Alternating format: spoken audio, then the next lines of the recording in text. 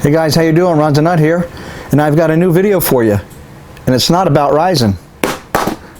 You may be tired of Ryzen videos. I enjoyed them, but you know what? That pomp and circumstance is over. Now it's time to get into some water cooling, at least from my perspective. You know, I'm always looking for some new water cooling bits and pieces that I've never used before. And some of the core components obviously are the nice reservoirs and radiators that are available. So today I have a new video for you from Alphacool and Performance PCs. They sponsored me a pair of the Eisbrecher radiator and reservoir, and that reservoir is a 250mm reservoir with a pump top attached to it. So we're going to go ahead and take a look at that. And then we have the Alphacool Esibrecher. Almost sounds like Eisbrecher, but Esibrecher XT45 full copper 360mm radiator. So let's take a closer look at these, and then let's see how they look and work in action. For the most part these days I skip the unboxing because it really doesn't offer much, but I have to say in this case Alphacool did a nice job at their packaging. I had a couple of seals on the bottom to cut. Nice thick cardboard box, but a thick box. This is not. This is well protected. At one end, you have a couple of boxes that offer some packing protection at one end, which do include some bits that I'll show you. Then we have the radiator itself covered in a bubble wrap sleeve bag, which is nicely protected. And at the top end, you have another box with some parts. So they really did a good job, even compared to other manufacturers' radiator boxes, and even Alphacool itself. Their previous radiator boxes were not to this quality level. So nice job, Alphacool. In these boxes you get 12 each of M3, 6mm, 30mm, and 35mm black screws, 4 foam stickers, and a 2mm Allen head key. Alright, so now let's have a look at the Eisbrecher radiator. It's a 56mm thick radiator and weighs more than most other 360mm rads. And it's primarily because of the box, or the removable shell pretty much, that's around it. Now I did not take it apart, but it does have a shell that you can disassemble the casing for this radiator. Now there is, at one end, there is a cable that comes out, and it's sleeved nicely in heat shrink, and it has a about 12 inches long and terminates with a 3-pin fan style connector. And what that does, obviously, it lights up the Alphacool logo in blue on either side of the radiator. There's also 6 ports on this radiator. You see really 2 of them, and that's because the other 4 are have foam inserts covering those guys. Now, you know, the Eisbrecher series rads have 2 stainless steel plates on either side, and the radiator core section has hex kind of cutouts, like a honeycomb style, and inside there's a layer of polyethylene foam.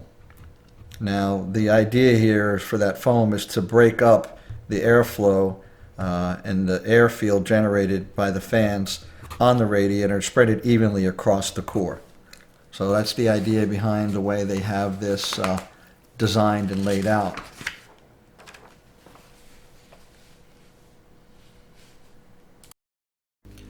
The other 4 sides of the radiator housing that make it up are thick aluminum panels, and the fan mounting holes are tapped, and there's no issues with those, and they do have a standard, you know, case and fan layout, about 15mm spacing, so that you don't have any issues with that. And then the 2 ports that you see are actually port extenders, and they screw into the actual ports of your radiator with a hex cutout at the bottom of it, so that you can use the Allen wrench they give you to be able to remove those in case you want to move them. Now let's have a look at the Alphacool Eisbecher D5 250mm acetyl reservoir. This reservoir with the D5 pump top comes pre-assembled basically as you see it right here, with the piping stems inside the reservoir already assembled, along with a plate at the bottom that is prevents turbulence, any vortexes from being created. It's well packaged, and it has in the box some M4 by 4 screws, M4 by 8 screws, M4 by 8 cap screws, some M4 by 12 screws, M4 nuts, G-quarter plugs, a Allen wrench, the 2 base stands for helping it to stand up vertically, or if you like, this reservoir has the mounts that allow you to mount it vertically or horizontally if you wish to a 120 millimeter or 140 millimeter radiator. They provide those spacings, and you can remove those if you don't wish to have those on there. They do come off. Now a little closer look shows you the inlet and outlet at the front of the pump, and of course you also have a return in the top of the reservoir if you want to have your coolant return there. Now this particular pump base is unique in that along with the waterfall effect from the pipes, which allow the water to either come up from the bottom and spill out into the reservoir, or from the top, here is where the D5 pump mounts at the base. Now let's go ahead and assemble it. Okay, the Eisbecher D5 250mm pump top takes any D5 pump. I happen to have here an Acura computer PWM D5 pump. I'm going to go ahead and install that into the base. So it's very simple. You have your O-ring you place inside here, and you have your pump that you'll place face down inside of here. Then you snake your cables through.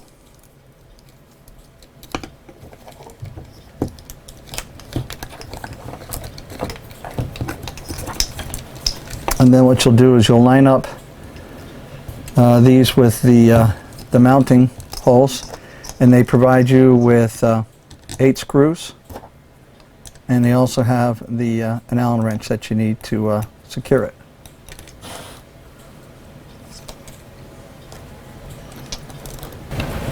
Okay, now once you have your pump installed and secured, you can then refit the reservoir. So here we have this plate, and then this is just a friction fit. That's it. This slides and secures down into here. That provides the waterfall on this portion of it. Now don't forget, these get mounted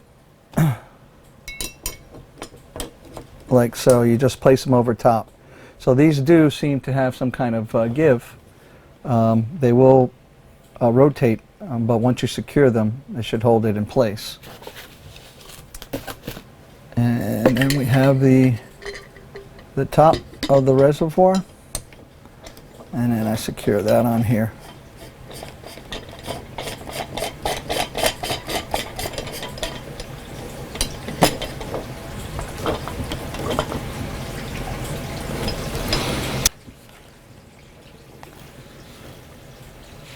Now with these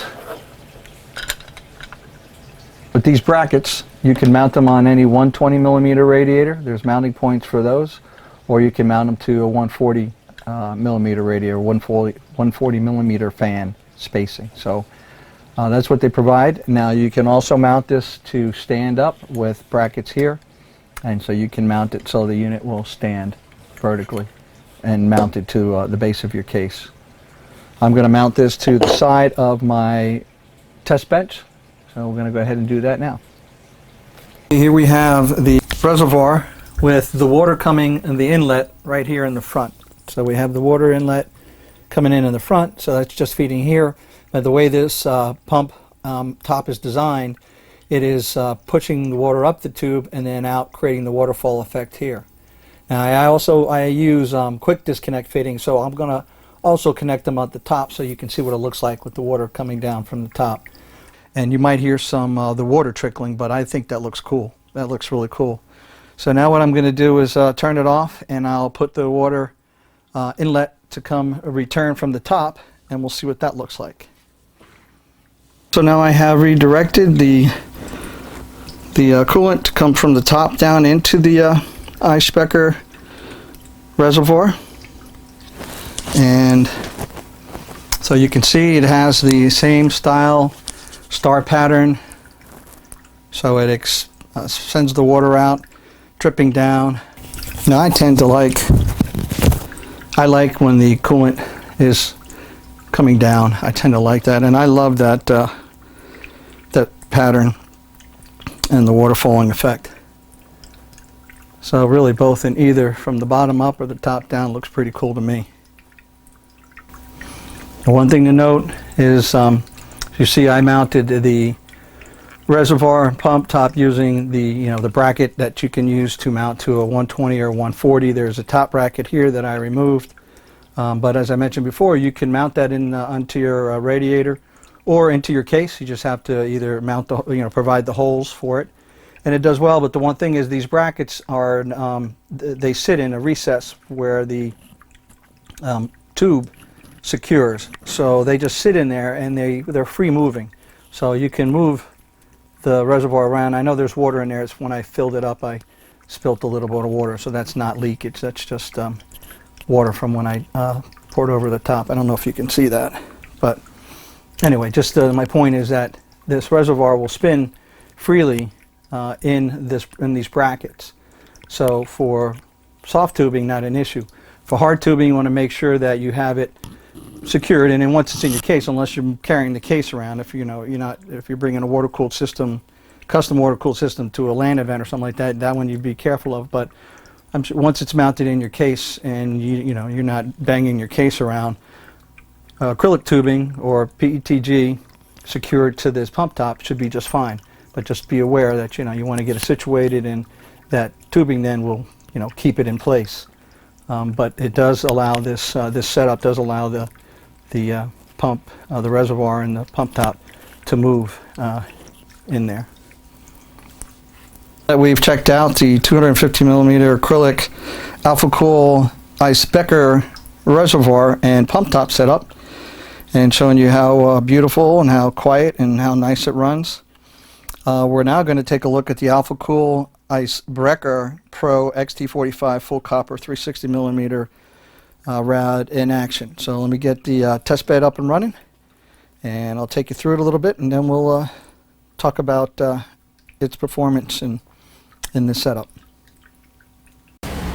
Alright, so we have the noise blocker B12-P. These are the PWM fans. They are rated 800 to 2000 RPM. That's what we have on the Eisbrecher radiator. And this is the mounting plate to mount it onto the test bench.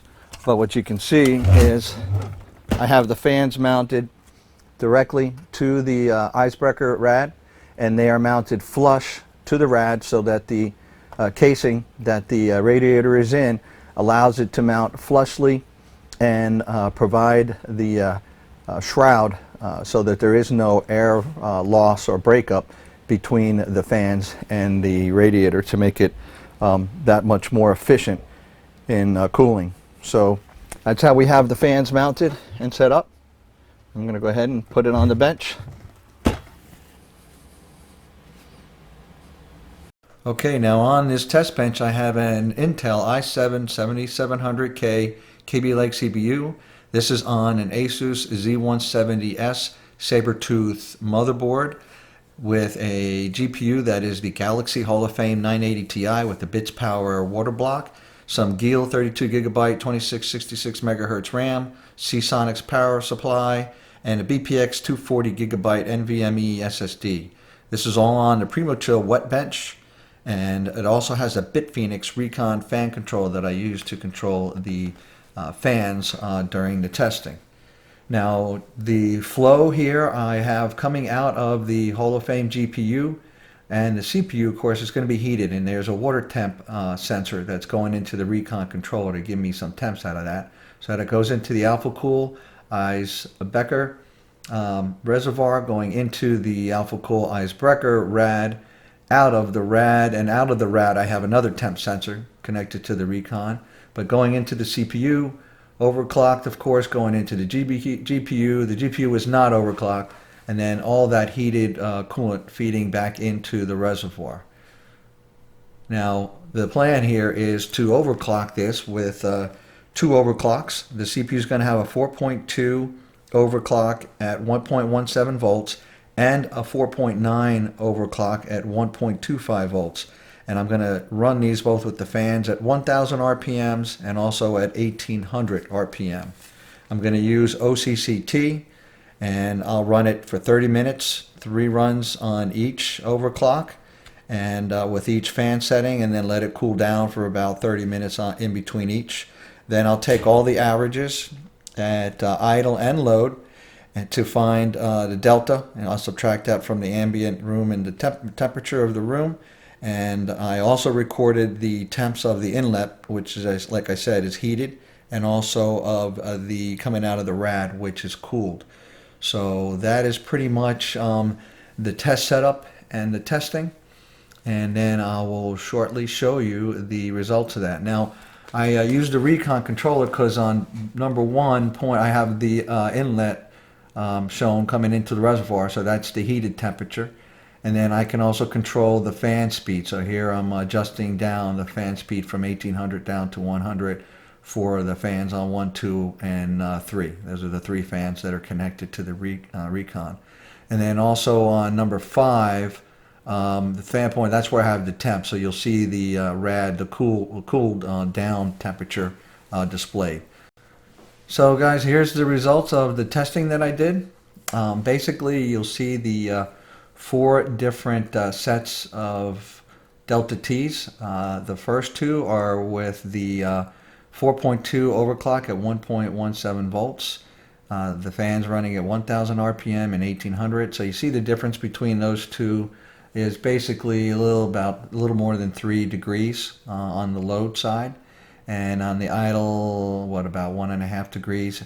And then the bottom sets are the 4.9 overclock at 1.25, so you can see that cranking up the voltage on these KV lakes definitely gets them hot. And so that was 49.75 with the fans at 1000 RPMs, and then 46 degree delta T when the fans were at 1800. So that's like a little more, almost 4 degree difference. So having what you would expect, higher RPMs on your fans would make it work a little bit better in the cooling department, and it did. But it maintained, basically almost the same amount of difference between the lower overclock and the upper one. So a good 3 to almost 4 degree difference. Now I also added, just for giggles, the temperature of the coolant. So there wasn't much of a difference. There was, in the lower overclock, the 4.2 at 1000 RPM, it was only 1 degree difference that I got measured there. There was at 1800 things were running real cool. The temp was the same between the heated and the cooled. At the higher overclock, though, there was a 4 degree difference at the lower RPM.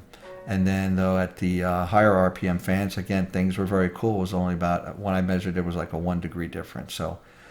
So anyway, very good, very stable, and efficient radiator cooling properties.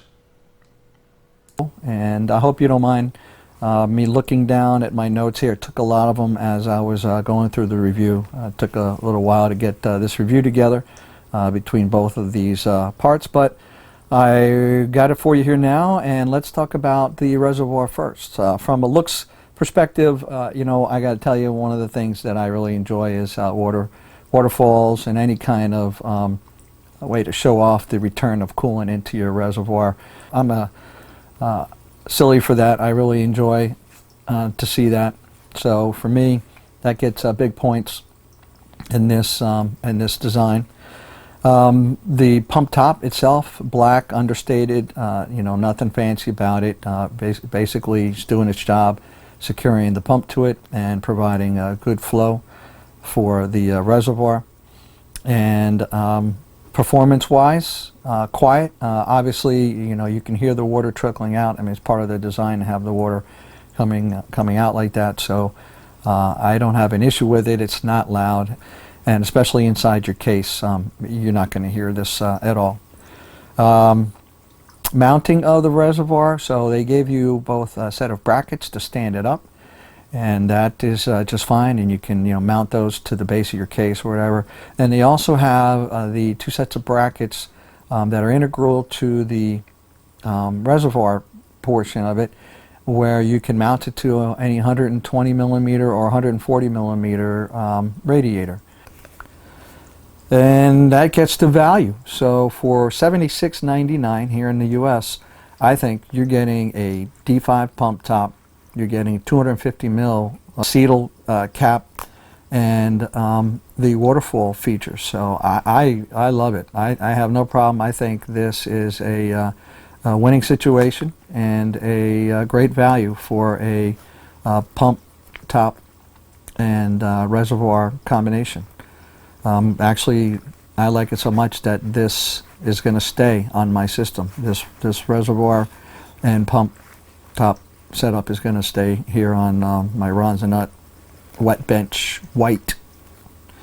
All right, that comes to my award here, which would be 4 out of 5 nuts. I'm going to give this guy 4 out of 5 nuts. I really enjoyed it. It didn't totally blow me away, but I really liked it. So, and the value absolutely helped it as well in my book. So, now that brings us to the Eisbrecher Pro XT45 full copper 360 millimeter radiator. Now this radiator is nice and black, sleek. It's got a beautiful finish.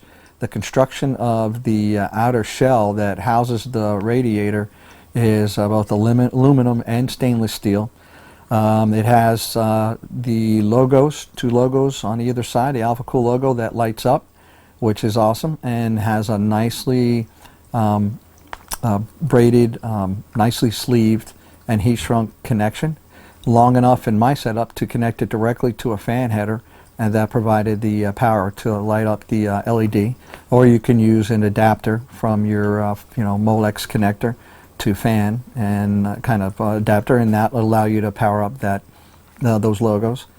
The design of this radiator provides, although the radiator inside has 6 ports, so you can use it in just about any configuration in your case, and they give you pads to keep the design nice and flush. So you have the extension ports where you actually connect to the radiator inside and mount to your inlet and outlet of your radiator. But the design is so nicely done and so clean. I really liked it. You have the black foam inside with the honeycomb mesh kind of design on either side. And of course the key to that is they designed it like this to help reduce any kind of air issues that arise when you mount some fans to them. You can actually get some quite loud situations. So in my opinion, they did a good job there as far as the performance, both with the high RPMs, the 1800 RPMs I ran them out, and the 1000 RPMs, the low RPMs. I think it did a great job in keeping this Kaby Lake processor cool. Now from a value perspective, remember though, this radiator is about 56 millimeters thick, so that's about the size of other 360 millimeter rads that are without any housing. And they're also priced about the same as that. So inside of this rad is a 45 millimeter thick rad. Now I think it performed great. It did a great job. But that's just something to keep in mind, that if you are interested in this kind of design and the quiet that it provides and the cooling it provides with low, that you're going to be talking about using up the space that you could fit a larger rad into. So you got to consider that. For me, I like the design and the looks, and so I think it's worth it. but it is, again, you have to consider it as a little bit pricier for a 45mm rad in effect, but you are getting the sleek design and you are getting the quietness with this particular setup. So anyway, so it's something that you have to decide for yourself. I think it's a good setup, and I would definitely employ this in one of my builds. At $125, this is what you're going to pay for this kind of design. Now, the other thing that I don't know that I mentioned earlier was that, you know, everything exudes nice quality, a nice design, even the packaging. Alphacool stepped it up. So for me, I will give this radiator the Eisbrecher Pro XT45 full copper 360mm rad from Alphacool. Also 4 nuts, 4 out of 5 nuts. So guys, if you like these products or you're interested in them, you can certainly pick them up. I'll have the links below. And also, if there was anything in my test bench that you liked, I also have put some of those key pieces down below in the links, and they're my affiliate links. So if you're interested and you want them, I really appreciate it if you could use those links to buy them. It helps me out, and I could definitely use that to help me continue to bring reviews and builds to you. So I'd like to thank Alphacool and Performance PCs for helping to arrange to sponsor these 2 products for me so that I could bring them to you. So guys, I hope you liked this review. If you did, please like and favorite. And if you're so inclined, please subscribe so you can get more content like this. Thanks a lot. That's it from Ron's and Nut.